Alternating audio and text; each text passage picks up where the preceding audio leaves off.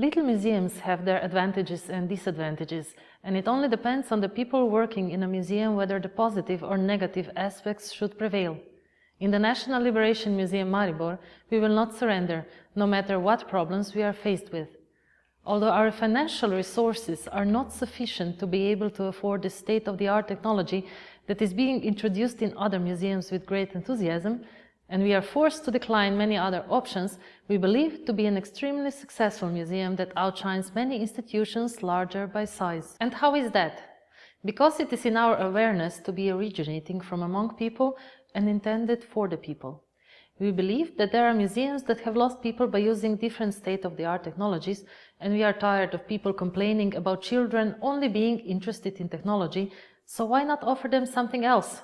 A personal approach, maybe. There are several examples and working methods in our operations to be listed, but I shall only mention one. Not more than a year ago, our city, the European Capital of Culture 2012, was looking like that. Just like all other museums, it is our task to collect, preserve, document, study and present cultural heritage.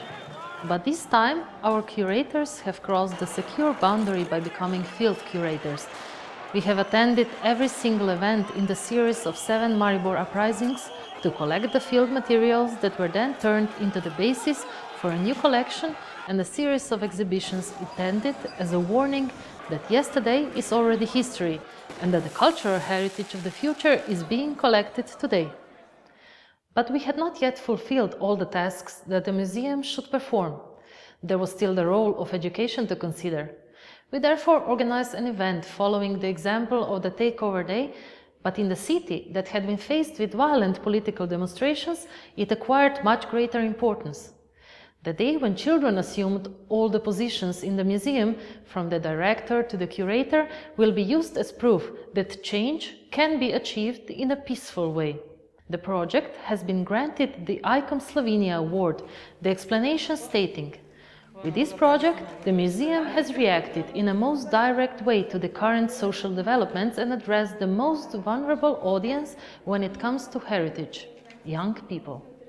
In times of demonstrations and acquisition of power, the museum managed to link these events to the creativity of children, introducing them into the world of museum activities and treatment of cultural heritage. In the beginning of 2014, our new project, A Door into the Past, will take us into a new environment outside the museum walls. Within the project, the museum will take over schools with its objects and historical personalities. What is going to happen and what is our plan? Discover it yourself. By the way, why the personal approach? Because we want people to feel at home when they visit our museum, and we want them to be happy here.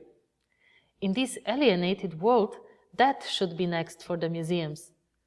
And what good is there for our country? By feeling at home.